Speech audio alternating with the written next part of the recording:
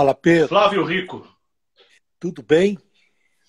como diria Chico Barney, prazer e Nossa, satisfação inenarráveis em tê-lo aqui conosco, o cara, decano do jornalismo de cobertura de TV.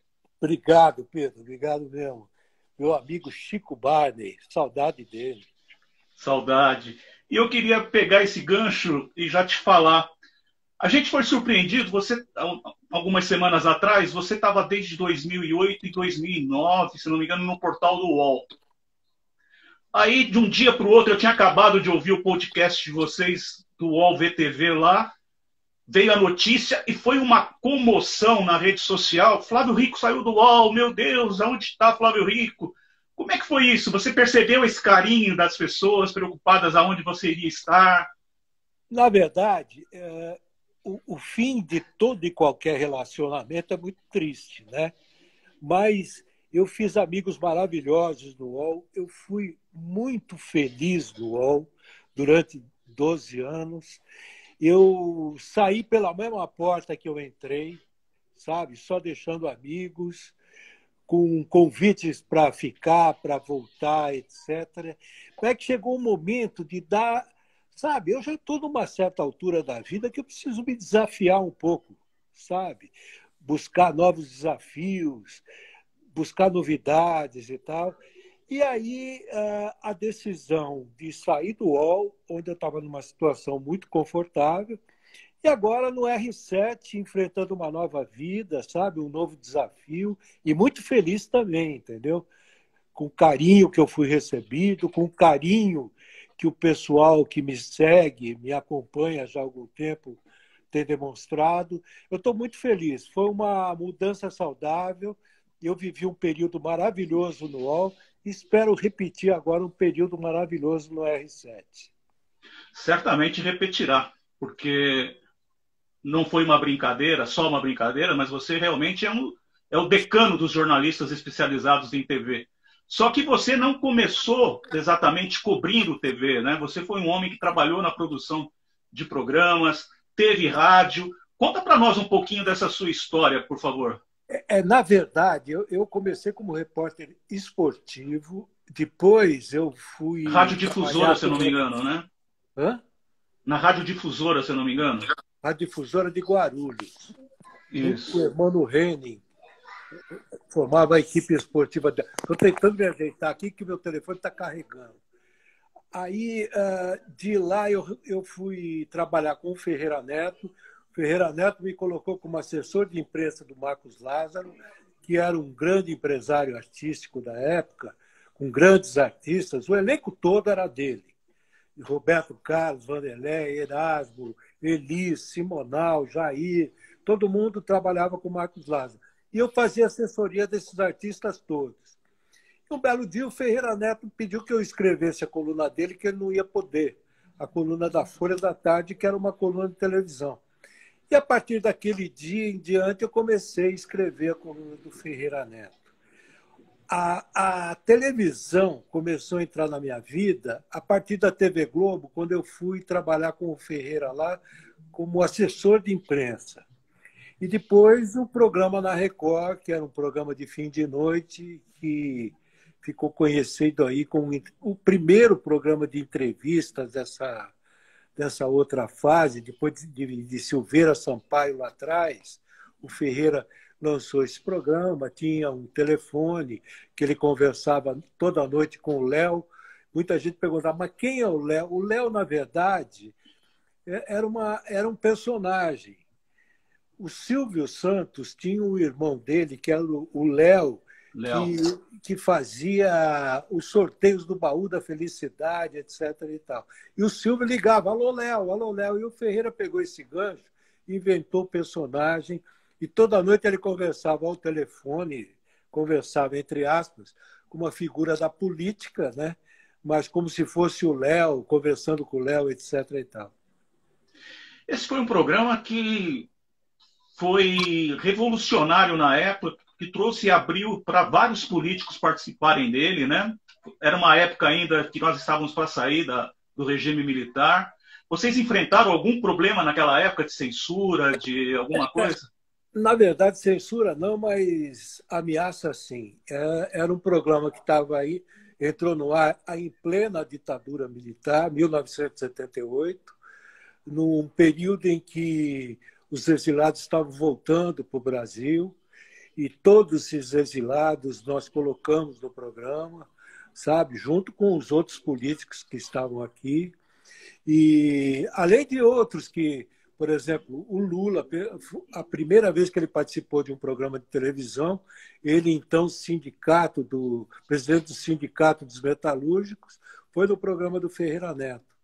E um programa que fez história, porque depois foi na TVS já, realizou o primeiro debate político em rede nacional, na ocasião com os candidatos ao governo de São Paulo, Franco Montoro e Reinaldo de Barros.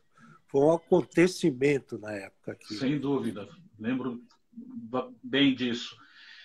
E aí você teve uma época que você falou, vou deixar disso e vou voltar para jornal, vou fazer cobertura de televisão.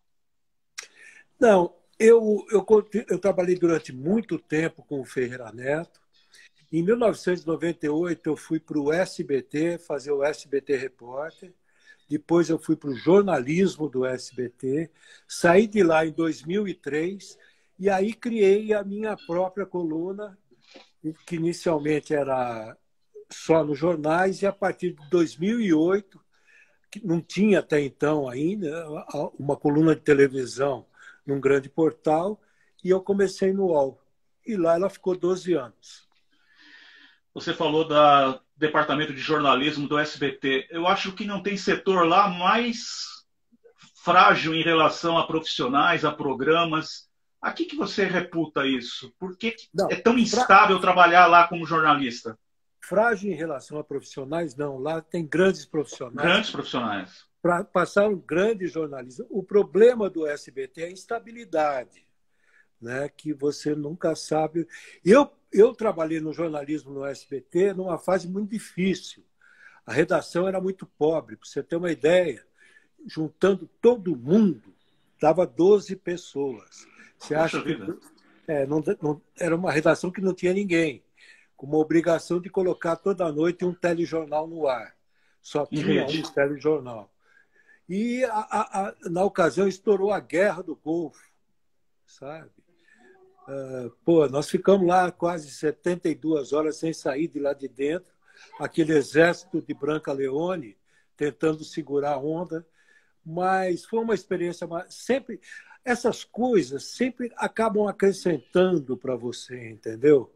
Viver essas experiências, por piores que elas sejam naquele momento, elas acabam sendo muito importantes para a tua carreira, para a tua vida, sabe? Eu acho que calejam, né, o profissional. E no SBT Repórter, nós fizemos um trabalho maravilhoso, sabe? O programa era vice-líder de audiência direto, às vezes chegava até a passar a Globo, entendeu? Com algumas reportagens. Foi um período bacana do programa. Pena que durou 5 anos, 6 anos. Você falou em Exército de Branca Leone. Muitas produções, muitos programas de televisão, sejam eles jornalísticos, humorísticos ou esportes, sempre teve no seu começo um exército de Branca Leones para bancar, né, para encampar, para poder colocar em pé. A televisão brasileira, desde lá o início, com Assis Chateaubriand, teve vários exércitos Branca Leones, né? Então, um exemplo típico, por exemplo, é o da Record, né? A equipe A da Record tinha 4 pessoas. Tuta, Manuel Carlos, Newton Travesso e Raul Duarte, que faziam coisas maravilhosas lá. Fazia o programa da Elis Regina, o filme da Bossa, Cote Raiol, terça-feira, Simonal na quarta, Família Trapo, Astros do Disco, Fora Show do dia 7, sabe? E hoje a gente vê aí algumas produções com muitas pessoas, mas não conseguindo fazer um trabalho tão bom como eles faziam lá. Entendeu? Eles eram absolutamente competentes. Flávio, e daqui a pouco a gente vai entrar na história desse livro maravilhoso que você escreveu junto com o Zé Armando Vanucci, com a colaboração de um monte de gente. Eu vi que você fez a dedicatória lá da letra A, letra Z, bastante pessoas. Mas o que te chama mais atenção na história da televisão brasileira? Se você fosse chamado a destacar um ponto importante da televisão brasileira, qual que você destacaria? Então, o que eu destaco sempre é a criatividade do profissional da televisão brasileira. A televisão aqui começou como um grande desafio, na época concorrendo com o rádio. Ninguém acreditava nisso. E graças aos profissionais da época, Cassiano Gabus Mendes, Lima Duarte, Lolita, Hebe, Dalina de Oliveira, Elian Saldo, aquela turma toda que fez a televisão lá do passado, e eles usaram... Porque a televisão não tinha dinheiro, você não tinha dinheiro para fazer televisão, você tinha que usar a criatividade. Teleteatro era ao vivo, entendeu? Depois que veio o videotape, que foi possível gravar novelas, teleteatros, séries, mas antes era tudo ao vivo, no peito e na raça. E a televisão brasileira, quando ela é tocada pelo profissional da televisão brasileira, sempre sai boa coisa, entendeu? Aliás, eu destaco, por exemplo, domingo, é muito bom verificar isso, a homenagem que o Fantástico fez ao Zé Itamar de Freitas, que foi o grande responsável por o sucesso desse programa que está aí até hoje. Um grande jornalista. Foi bacana o Fantástico reconhecer a importância do diretor que ela teve no passado, da importância do Zé Itamar de Freitas, entendeu? Então, o que eu acho é que a televisão deve muito, e se a televisão for tocada por profissionais, mesmo deixar a televisão ser tocada por verdadeiros profissionais, sai boa coisa. Você citou o Zé Itamar agora, você falou do Newton Travesso, você falou do Cassiano, a gente pode falar do Walter Clark, a gente pode falar do Boni. Uma geração que a gente já conhece de algum tempo. Quem que você acha hoje que está aí, que está criando, que está dirigindo, que pode começar a pensar, entrar nessa prateleira dessas pessoas? Tem gente demais, tem gente demais. Eu vou cometer o erro, sabe, o imperdoável erro de eu esquecer alguns nomes. Mas no SBT tem muita gente criativa, sabe? Se deixar trabalhar, sai coisa boa. Na Globo nem se fala. Record, a Record, sabe, ela está numa fase boa, está fazendo realities.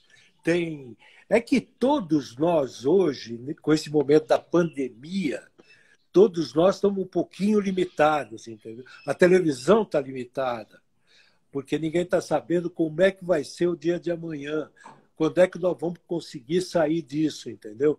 Então está todo mundo meio com o freio de mão puxado. Mas a televisão brasileira, todas elas têm pessoas muito gabaritadas.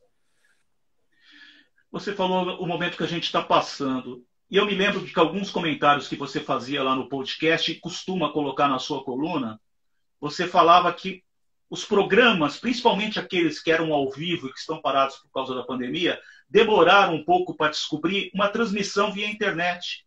Produzir algum conteúdo via internet para dar ao público alguma coisa nova, ainda que não com a mesma qualidade, nem sonora, nem de vídeo.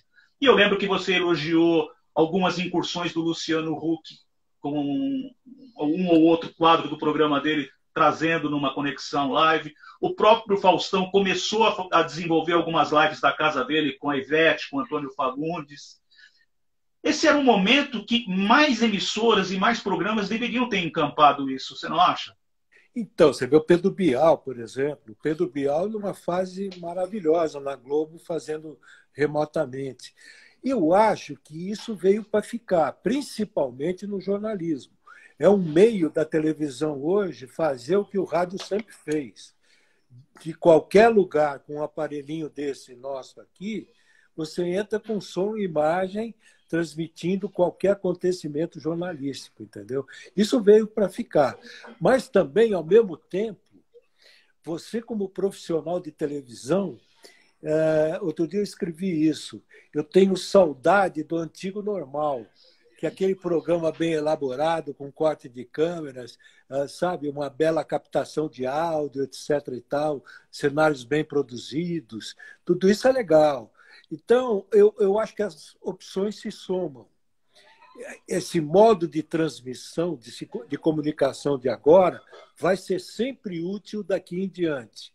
Mas a televisão, aquele jeito de fazer televisão que todos nós gostamos, etc., aquilo, quando voltar, vai ser maravilhoso também. E você acha que volta quando? Pelas informações que você tem. Hoje, por exemplo, na sua coluna, você deu que se Amor de Mãe não voltar na sequência do final de Fina Estampa, já está engatilhada a novela Força do Querer, não é isso? Isso. E você dá como uma afirmação positiva. Não, dou, claro. Claro. A Força do Querer já estão tirando as fitas do arquivo, porque ela já está ali no aquecimento para entrar a qualquer momento no ar. Na verdade, o que está de pé, o que está prevalecendo é o seguinte: a Globo, ela tem estabelecido que o elenco e produção de Amor de Mãe devem voltar no dia 27. Mas a Globo também sabe, a direção da Globo também sabe que ninguém consegue, nessa altura dos acontecimentos, assegurar qualquer coisa. Está muito difícil, entendeu? E a Globo precavida, a dramaturgia da Globo precavida, já tem aí a Força do Querer, que eu acho que é uma decisão sábia. Porque vai gravar Amor de Mãe de qualquer jeito? Não dá, ainda são muitas as limitações, sabe? Há o problema de contato, há o problema de muita gente no estúdio. Gravar novela, você sabe, exige a participação de muita gente. Não é só o elenco, tem muita gente envolvida nisso. Entendeu? Os cuidados vão ter que ser redobrados. Eu acho que, até por precaução, eu acho que as emissoras... E nisso, Globo e Record estão muito juntas, entendeu? A direção da Record está usando o mesmo cuidado com relação a Gênesis, Amor Sem Igual, que teve as gravações interrompidas, sabe? Os cuidados são iguais. Eu acho precipitado ainda você botar todo mundo para trabalhar no estúdio. Sabe? A minha nora, por exemplo, voltou e não sei se foi no SBT, minha nora é Eliana, se foi no SBT ou fora do SBT, mas ela pegou a Covid, sabe? Ontem, segunda-feira, no jornalismo da Band, 6 editores tiveram que ser afastados porque teve um caso de alguém que testou positivo no coronavírus. Então, é preciso ter cuidado ainda, sabe? Cuidado que tomou hoje a CNN e a Record, afastando os 2 repórteres que estavam na declaração do presidente, assumindo que estava com a Covid. Já Exatamente. Os afastou como prevenção. Perfeito. Perfeito. Você falou da Força do Querer, falou de Fina Estampa. Você achou acertada a escolha de Fina Estampa para esse período? Você parece que comentou que era uma novela para cima, né? O negócio é o seguinte, a Globo teve o cuidado de fazer uma análise de todas as novelas que ela apresentou nesses últimos anos. E nós estamos vivendo um momento triste, um momento... Está todo mundo meio com a cabeça baixa, etc. E tal. E a Globo foi atrás de uma novela com pegada de humor, um elenco forte, uma história que é interessante e que está dando resultado, eu acho, porque a audiência está maravilhosa, né? Está dando resultado. Então, eu acho que foi uma escolha acertada. Como a Força do Querer também será se prevalecer essa escolha, né? E com uma vantagem que é uma novela mais recente em relação a Fina Estampa, né? 2017. Exatamente. Fina Estampa 2010. Estão com a gente, que eu consegui ver aqui, porque entrou e subiu muito rápido. Regina Volpato, Sérgio Cursino, pessoas que estão aqui te elogiando e dizendo que você é mestre, que você entende do assunto. Meus amigos. Aqueles são meus amigos. Você combinou com eles antes? Combinei. Você falou em Exército Brancaleone lá atrás e você, junto com o José Armando Vanucci, muito provavelmente foi um trabalho hérculeo escrever a biografia da televisão brasileira. Perfeito. Como é que foi a ideia e como é que foi o primeiro passo na elaboração desse livro? Bom, o primeiro passo é que o livro surgiu de uma ideia do Fausto Silva, que reuniu no almoço o Zé Armando e eu, e a gente não era nem tão próximo, o Zé Armando e eu. E a partir daquele momento nos tornamos grandes amigos. Hoje somos grandes amigos. E foram aí 4, 5 anos de um trabalho maluco, ouvindo muita gente, porque a televisão brasileira ela não guardou a história dela. Você não acha a história da televisão brasileira. Esse começo da televisão ele teve que ser resgatado através dos testemunhais daquelas pessoas que viveram aquele tempo. Lima Duarte, a Idalina, Lolita, sabe? Essas pessoas que lá atrás, Nissete Bruno, Laura Cardoso, eles nos ajudaram muito a resgatar a história da televisão, principalmente na década de 50, 60. E depois muito trabalho de pesquisa, muita entrevista, foram mais de 250 entrevistas, foi um trabalho de pesquisa profundo, e deu nisso, né? São 2 volumes, quase 1000 páginas. Nós tivemos que economizar, inclusive, nas ilustrações, nas fotos, porque senão ia ficar um livro muito caro. Mas está aí. Pelo menos de 50 até 2017, a história da televisão está contada. Vocês imaginam um terceiro volume de 2017 para frente? O problema de imaginar o terceiro volume até chegou a ser imaginado, porque agora em setembro a televisão vai completar 70 anos. Fazer uma atualização por 70 anos. Acontece que o mercado do livro está numa crise, como outros tantos, muito forte. Então, esse plano foi adiado, quem sabe daqui a algum tempo. Vamos ver.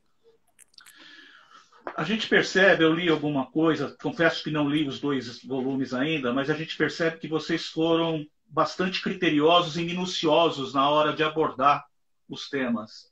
Vocês falam de jornalismo, vocês falam dos programas de TV, vocês alertam para o fato de que séries não são um fato novo, vocês relembram de séries antigas, como Patrulheiro Rodoviário, não é isso?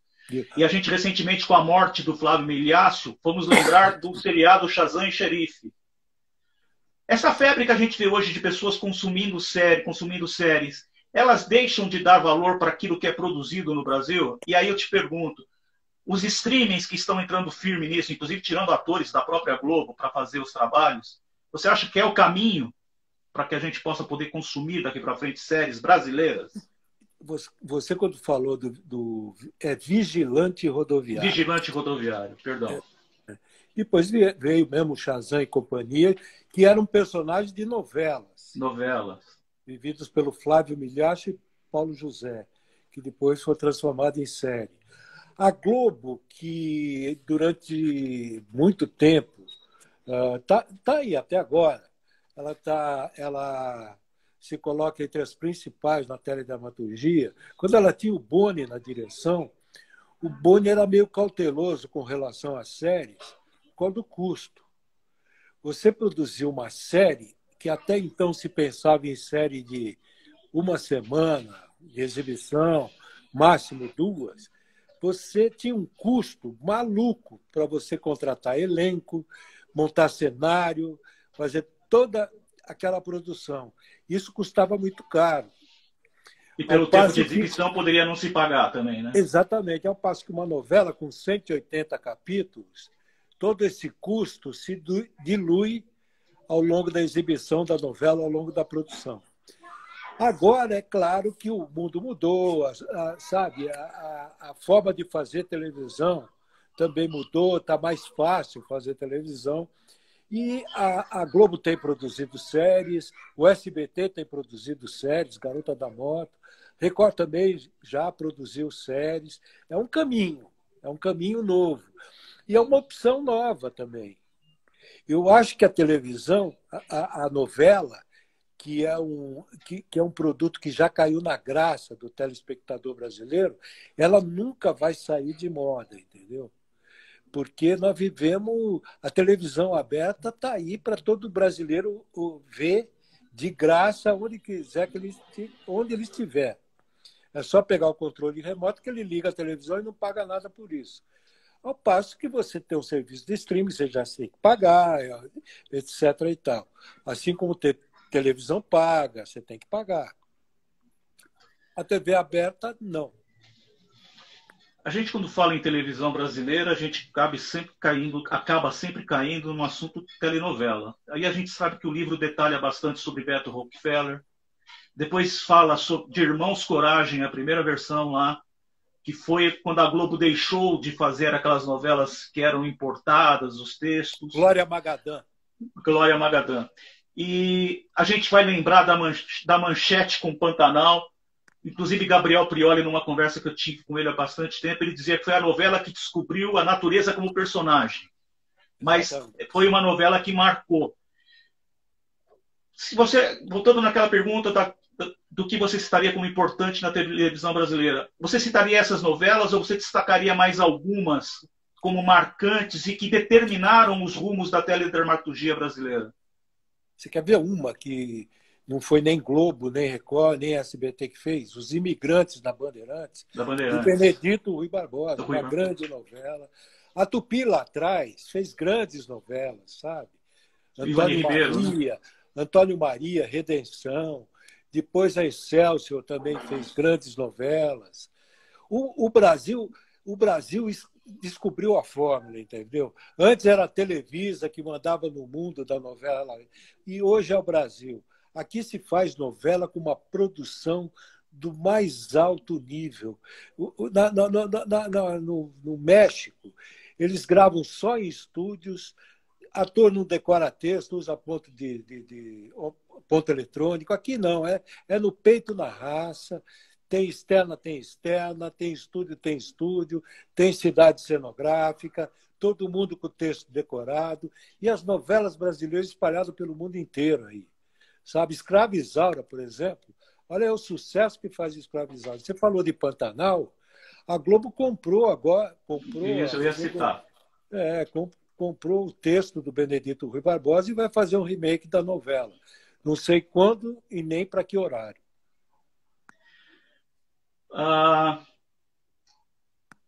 Quando a gente fala em televisão também, virou moda ultimamente os reality shows. E você, eu já percebi, você me corrija se eu estiver errado, você meio que torce o nariz para alguns deles. Fãs de reality são mesmo, é o Chico Barney, né? O Chico Barney é especialista, PhD na história. Não é bem assim, não. Eu gosto de televisão bem feita, sabe? E gosto de coisa que dá certo. E eu não vejo muito desses realities que vieram para cá, foi uma febre, darem certo. Hoje, se você for destacar, a Globo tem o Big Brother, tem o The Voice, né, que é um reality, né, um formato de disputa, de competição. Record tem a Fazenda e vem aí uma nova agora, em setembro, cheia de cuidados. Aliás, na minha coluna daqui a pouco tem novidades sobre isso. A Bandeirantes tem o MasterChef. É que chegou uma hora aí que todo mundo estava comprando tudo e colocando no ar. Só que muita coisa que dá certo lá fora não cai muito bem para o gosto do brasileiro, entendeu? E aqui foi um fracasso. Ou não tivemos competência para produzir direito, ou não caiu mesmo no gosto do público.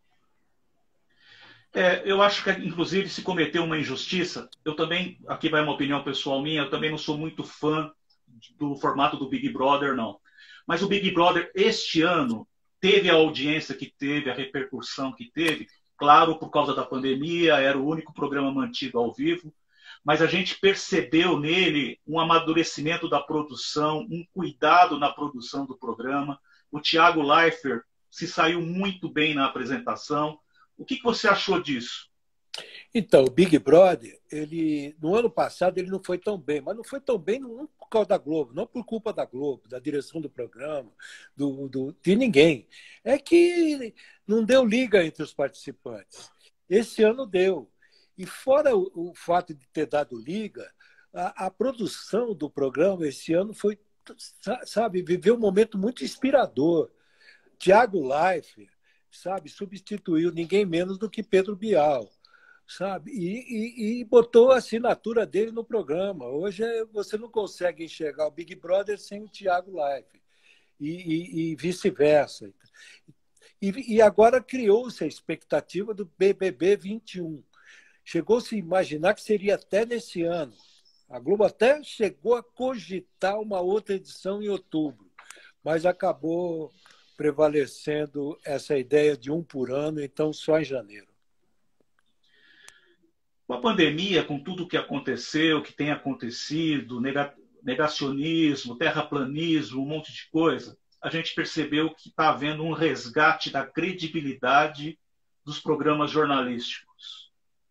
Que eles estão passando mais informações, que eles estão sendo mais detalhistas, mais criteriosos. E junto com isso chegou a CNN Brasil para disputar na TV a cabo com a Globo News.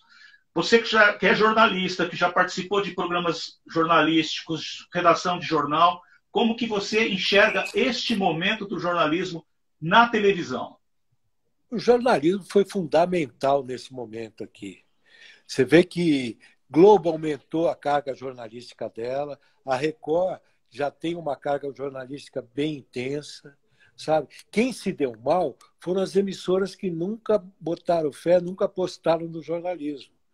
Você vê o caso da TV Gazeta, da nossa TV Gazeta aqui. Ela foi diminuindo o departamento de jornalismo dela, acabou se limitando a um telejornal só, uma hora por dia, e acabou sofrendo com isso. Entendeu? Ao passo que as emissoras que têm jornalismo, um departamento de jornalismo competente, elas se deram bem, sabe? Não por acaso você vê a Globo no primeiro lugar de audiência, a Record subiu para o segundo, passou o SBT. Por quê? Porque tem mais jornalismo. E o povo está querendo saber o que está acontecendo. Está todo mundo envolvido, com a cabeça nisso, querendo saber. Sabe? E o jornalismo, com o esporte, com a novela, esses são os grandes negócios da televisão aberta. É por aí que a televisão aberta tem que ir. Sabe? Quanto a CNN, ela chegou, claro que ela movimentou o mercado da TV por assinatura no campo do jornalismo, ela mexeu com o Globo News, fez o Globo News, sabe? Se coçar. Sabe? Se mexer mais. Mas se você olha hoje, eu estava olhando aqui a audiência, é gozado isso. Em primeiro lugar é o Globo News, mas segundo é a Record News. A CNN Brasil é em terceiro, Band News quarto. Onde que você arruma tempo para ver esses programas todos? Ou você dá uma zapeada aqui, uma zapeada ali, ou você elege um, eu só vou ver esse agora. Como é que você faz uma análise de um programa? A televisão ligada o tempo todo, né? Uma televisão ou várias? 3. Mas, sabe, o Silvio Santos é que fala, né? Quem trabalha com televisão não assiste televisão, né? Que ele vai para casa e vê Netflix, etc. e tal. No meu caso, não é bem assim, não. Eu tenho que assistir, né? Tenho que saber o que está acontecendo. Na minha hora de lazer, na televisão, eu assisto esporte. Sabe? Eu gosto muito de esporte. Mas o jornalismo, isso me liga o tempo todo. Estou sempre ligado na tomada. Você falou em instabilidade lá atrás do jornalismo no SBT, mas tem outras áreas do SBT também que ficam instáveis. E elas ficaram mais instáveis agora com o Silvio Santos em casa assistindo a televisão dele, né? Ele é um perigo em casa, né? Enquanto ele está ocupado, gravando os programas dele, o pessoal... O Silvio, ele parece que cismou com aquele tricotando, triturando, fica mexendo naquilo o tempo todo e ele esquece do resto da programação. E o SBT, se você for verificar, mesmo não tendo grandes investimentos, ele está na briga pela audiência, sabe? Ele está na briga pela audiência. Ele tem um bom diretor de programação, que é o Murilo Fraga, Fernando Pelégio cuida da parte artística, tem o Leon Abravanel cuidando de tudo. O Leon, ele não gosta de dizer, mas ele virou o diretor-geral do SBT, sabe? E o SBT é uma casa maravilhosa para trabalhar, trabalhei lá. O Silvio Santos não se mete, você fala isso, alguém não acredita, ele não se mete em nada. Ele dá total liberdade, eu trabalhei no SBT Repórter, ele deu total liberdade para fazer o que tinha que ser feito, no jornalismo também. É que chega no momento, ele acha que tem que mexer e ele mexe. Aliás, uma vez eu trabalhava lá, teve uma reunião do mercado publicitário e grandes anunciantes com o Silvio Santos. A reunião foi no estúdio do Ratinho, esse mesmo estúdio do Ratinho, estúdio 6 da Anhanguera, que tem até hoje. E todos os principais donos de agência, os principais anunciantes lá. Teve um que chegou para o Silvio Santos e falou assim: Silvio, não dá para anunciar no SBT, é muito instável a sua programação, você mexe o tempo todo na programação, assim não dá, é muito difícil para a gente. Aí ele, com aquele jeito: seu nome qual é? O senhor trabalha onde? Uma pessoa se identificou, disse onde trabalhava, ele falou assim: quantas vezes você me viu na sua agência dando palpite sobre o trabalho lá? Aqui a televisão é minha, eu faço o que eu quero. Ficou por isso. E nesse a televisão é minha, eu faço o que eu quero. As televisões são concessões públicas. Você acha que esse raciocínio é válido? As televisões são concessões públicas, mas quem são os responsáveis pelas televisões são os donos da televisão, aqueles que receberam o direito de explorar essa concessão. Eles têm uma empresa, são eles que contratam as pessoas, são eles que pagam os impostos, entendeu? Então, eles são os donos da televisão, eles são os donos do brinquedo, sabe? É claro que você, como dono de uma concessão, rádio ou televisão, você tem, sabe, você tem a tua responsabilidade ali. Sabe? Você tem que ser responsável pelas suas atitudes. E todos são. Você não vê nenhuma televisão aí abusar demais. Eu acho que, pelo contrário, nós estamos vivendo num momento em que não há apelação na televisão. Salvo um ou dois casinhos, principalmente entre grandes redes, não há apelação.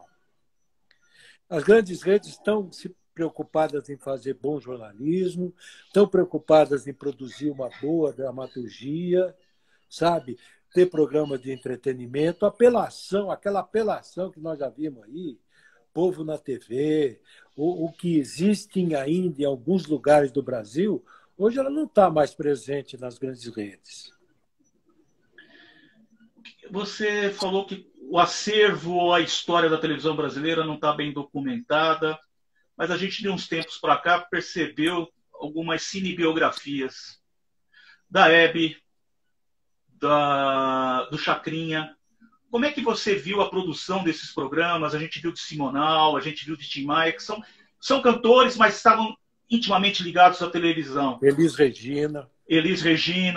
Como é que você viu esse processo? Como é que você viu esses produtos acabados? Eles refletiram um pouco do que vocês colocaram aqui nos livros?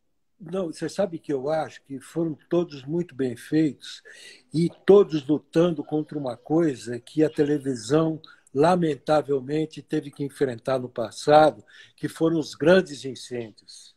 Esses grandes incêndios, em Tupi, Globo, Record, isso queimou arquivo demais por aí, entendeu? Parte dessa história da televisão brasileira foi queimada, sabe? Mas você vê nessas séries que foram produzidas por aí, que elas foram produzidas com uma tremenda de uma qualidade, Maísa, né? Sabe? O negócio, sabe, a dramaturgia brasileira está entre as melhores do mundo, a teledramaturgia, eu não tenho dúvida disso. A pandemia trouxe problemas financeiros para muita gente em vários segmentos e a televisão não poderia ficar de fora. A Globo deixando de lado alguns contratos fixos com muitos dos seus membros do elenco, mas tem que destacar aqui a Bandeirantes parece que está tentando dar o pulo do gato, mesmo no momento de crise, chamando para o seu cast 2 profissionais bons e que não devem ser baratos, Mariana Godoy e Zeca Camargo. Você acha que ela pode sim estar dando um pulo do gato aí, plantando alguma coisa para o pós-pandemia, para o novo normal? Outro dia até escrevi isso aí, né? A Bandeirantes, alguém esqueceu de deixar a chave no cofre da Band, porque ela está contratando todo mundo no momento em que todas as outras televisões estão num momento de retração, com o pé no freio, etc. e tal. Zeca Camargo é um bom profissional. Eu não sei ele parece que ele vai ser o diretor de produção da Band. Não sei exatamente qual é a experiência dele na área de produção, mas parece também que vai desenvolver projetos. E o Zeca tem capacidade para fazer isso muito bem. Mariana Godoy tem uma história na Globo, depois uma história no Globo News, Rede TV. Ela vai ser muito útil para a Bandeirantes. Vai tocar um programa de entretenimento diário, que eu não sei se vai ser aquele aqui na Band ou se vai ser outro. E vai ter um programa na Rádio Bandeirantes. E também está em vias aí de contratar o Tiago Abravanel para fazer um programa de prêmios, etc. e tal. É a Band que está contratando. Tomara que a sua direção esteja sabendo o que está fazendo, né? Porque a Bandeirantes já teve também, na sua direção, e outro dia eu escrevi isso, grandes profissionais. Walter Clark, Roberto Talma, Daniel Filho, sabe? Marlene Matos, todos eles passaram pela Band e não foram tão muito felizes assim, não conseguiram fazer na Bandeirantes o que eles fizeram em outros lugares. Tomara que agora dê certo, que a cabeça seja outra, que a Bandeirantes consiga fazer uma boa televisão que todo mundo espera. Você falou na Marlene Matos, tem gente perguntando aqui para você, momento fofoca da TV, se a Xuxa volta para a Globo, se tem chance do Pânico voltar para alguma emissora, se o CQC volta. Estão querendo tirar tudo de você aqui. CQC, não. Pânico, a Jovem Pan hoje tem... A Jovem Pan virou um pouco televisão. Parece que tem uma ideia de fazer alguma coisa próxima ao Pânico. Por lá, não sei se vai chegar a isso. Qual que é o outro que você falou? Se a Xuxa vai para a Globo. Então, a Xuxa tem contrato na Record até 31 de dezembro. Eu acho voltar para a Globo eu acho meio difícil, para não dizer impossível. Você acha que ela não cabe mais na Globo? Porque, na minha impressão, ela não coube na Record. Parece que ela sempre foi um ser à parte da Record. Acho que não encontraram um programa ideal, um formato ideal para ela. O que você pensa disso? É difícil saber isso, porque na Globo também, depois que ela eu acho que a Xuxa teve uma certa dificuldade em fazer aquela transição do público infantil para o público adulto. Porque na Globo mesmo, ela não teve sucesso em alguns programas. Na Record, ela foi apresentadora de formato, né? Ela teve um programa que foi dela, que foi produzido logo no começo, que ela chegou na Record, que era feito no Rio, lá nos estúdios da Casa, que hoje é Casa Blanca, que era a REC 9. Foi um programa legal da Xuxa, era mais a cara da Xuxa. Depois foi apresentadora de formato, e apresentar o formato limita um pouquinho, entendeu? Eu acabei perdendo a pergunta que eu ia te fazer. Puxa vida. A gente procura. Dá branco, né? Dá branco. Mais que os nossos cabelos. Pelo amor de Deus, nem me fala. Os poucos que me restam. Mas ainda tem aí, né? Pouquinho. Os programas de auditório muito provavelmente não terão aquele mesmo volume de pessoas que vinham tendo. Você acha que um programa como o do Faustão, como o do Faro, eles, eles conseguem lidar com isso? Eles conseguem fazer um programa ao vivo, ou o Faro é gravado, mas eles conseguem passar aquele clima, aquela coisa que eles passam para a gente, mesmo Eles sem estão muito público? eles estão buscando soluções. Você vê que o Luciano Huck já voltou a gravar na Globo. O cenário é plateia virtual, uma ideia legal que eles fizeram. Atrás todo mundo com vários monitores e pessoas reagindo, etc. e tal. E ele voltou a gravar o programa dele. Eu acho que a Globo está pensando a mesma coisa para o Fausto. O Rodrigo Faro está gravando. É que as emissoras também estão cautelosas com relação a isso. Ninguém está querendo expor ninguém a qualquer risco. Então tem que tomar esse cuidado mesmo. Tem que calcular todos os riscos que existem, não tem outro jeito. Claro que aquele negócio do auditório, um do lado do outro, eu acho que vai demorar um tempinho para voltar aquilo. Sabe? Eu não vejo perspectiva disso voltar tão cedo. Perguntaram aqui também da Dança dos Famosos. Você vai no júri da Dança dos Famosos esse ano? Não Vai ter Dança dos sei. Famosos? Eu não sei se vai ter. Primeiro, não sei se vai ter. Segundo, eu não sei ainda se eu vou ser convidado. Né? A produção me chamou esses anos todos, eu fui. Um prazer. É uma experiência diferente? É, porque se eu contar para você. A Padi, desculpa te interromper, a Padi, Cristiana Padiglione, participou comigo numa live. Ela é tua fã de carteirinha, você é mestre dela, tal, tal, tal, tal, tal, tal. Ela disse que ela ficou numa sinuca de bico lá. Mas é difícil mesmo.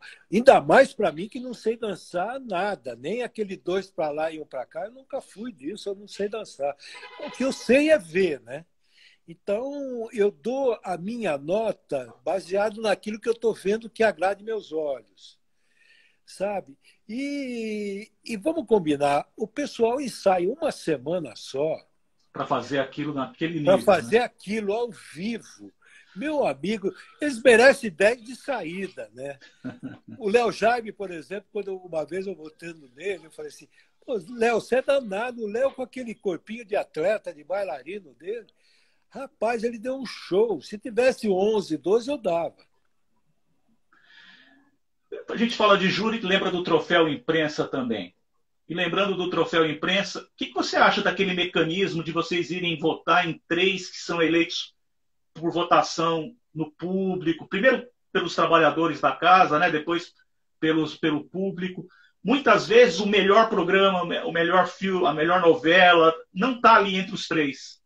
É meio dolorido para o crítico votar em um deles? Mas isso aí é citado. Quando um de nós lá, que compõe o júri, nota a ausência de algum artista que deveria estar ali, ou de algum programa que deveria constar, isso é citado no momento da votação, entendeu? O troféu imprensa ele tem uma tradição, né, na televisão. Ele começou com o Plácido Manaia Nunes, lá atrás, depois o Silvio ficou com o concurso, e ele tem essa tradição. São os dois programas, os melhores do ano, do Domingão, e o troféu imprensa, que premiam a televisão. Né? Fora da televisão, a PCA. Eu acho que são os três únicos. Você acha uma utopia um dia a gente poder fundir esses três prêmios num só e poder olhar para a televisão como um todo, e não, no caso do Faustão, olhar só para as produções da Globo, para os atores e profissionais da Globo? Putz, isso eu estou achando meio impossível ainda. Seria o mundo ideal, né? Seria um mundo ideal, todo mundo torce por isso. Mas eu ainda acho que as emissoras, umas têm restrições a outras, ainda há um certo bloqueio de uma para outra. Você vê a dificuldade que é um artista participar da outra. Eu não vejo, por exemplo, a Globo, por exemplo, premiando um ator da Record. Seria complicado isso, entendeu? Eu acho que um dia isso tem que acabar, porque, sabe, o mundo não está restrito a isso, não fica tão limitado, né? Porque quando você cria um prêmio para valorizar o teu produto, é um negócio meio, vamos usar um termo aqui, meio mandrake, né? Você só está olhando para aquele teu mundo, para aquele teu ambiente. E no caso do troféu imprensa, ainda que cite de algumas emissoras, ele privilegia as escolhas muitas vezes focadas no público que vê o SBT. Pelo menos eu vejo dessa maneira. O Domingão, ele tem um sistema de pesquisa, ele é um prêmio que premia, é um prêmio exclusivo de quem trabalha na Globo. Sempre foi assim, é um critério do programa. Então, os profissionais da TV Globo é que votam nas diversas categorias e aí surgem os finalistas. No troféu imprensa, a votação ela se dá através dos portais, né? E aí o público participa. Aí é filtrado e vão 3 para as finais. Tem o troféu da internet e tem o troféu da crítica. Nós falamos do troféu do Faustão, os melhores do ano, nós falamos lá da força do querer. A gente tem que lembrar da saia justa que foi criada pelo troféu, com a Juliana Paz e com a Paola Oliveira naquela premiação que uma achou que merecia mais que a outra. Você lembra disso? Mas todo mundo, né? Imagina eu disputando com outro. Eu também vou ficar numa saia justa porque eu mereço ganhar. O cara também vai achar que sim. E as duas foram muito bem naquela novela, A Força do Querer, por acaso, que a Paola ganhou, né? Mas que a Juliana também teve um desempenho dos melhores. Ali foi uma decisão das mais complicadas mesmo. Flávio, a gente poderia ficar aqui conversando de televisão, você é uma fonte inesgotável de conhecimento, mas a gente sabe que o Instagram dá uma cortada na gente aí, chegando perto de 1 hora de live. Eu quero te agradecer, assim, do fundo do coração, a tua disponibilidade, generosidade de estar aqui com a gente, de estar aqui conversando. Olha, de longe foi a live que eu tive mais pessoas assistindo. Te agradeço por isso. É o seu nome que trouxe essas pessoas até aqui. Peço desculpas a todas elas, que eu não consigo ler todas. Não consigo ler todas. E eu queria que você deixasse um recado, porque muita gente fala, o rádio vai acabar porque a televisão chegou. A televisão vai acabar porque veio a internet, vem os streamings. Nenhum desses vão acabar, né? Vai todo mundo ocupar um espaço. Nada vai acabar, são opções que se somam. Ainda bem que tem. Antigamente só tinha o rádio para você ouvir, depois tinha o rádio e a televisão, depois veio a TV paga, a internet aí, hoje o streaming, sabe? Nós temos que agradecer por tudo isso, né? E temos produtos de muita qualidade, né? E eu que te agradeço pela oportunidade, foi um prazer, sabe? A gente estava combinando essa entrevista já há algum tempo. Felizmente deu certo agora e eu estou muito feliz. Muito obrigado pelo carinho, pela atenção e a atenção de todo mundo que entrou aqui. Eu fiz um comentário lá que eu deixei o pessoal lá do podcast UOL VTV com ciúmes da gente, porque você não estava lá com eles, mas está aqui com a gente.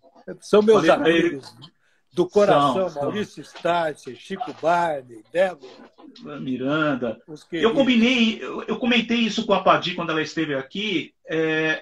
Vocês formam, as pessoas que analisam, que cobrem televisão, parece que vocês formam um grupo harmonioso, né, em que todo mundo se respeita, hoje um cita o outro, não existe mais aquele negócio de privilegiar a informação. Parece que vocês vivem num clima bacana, né?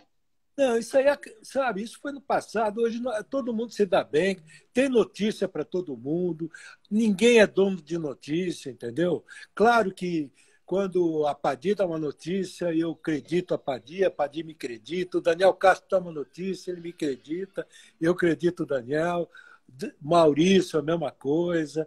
A gente vive num mundo de paz, graças a Deus. Isso é muito bom.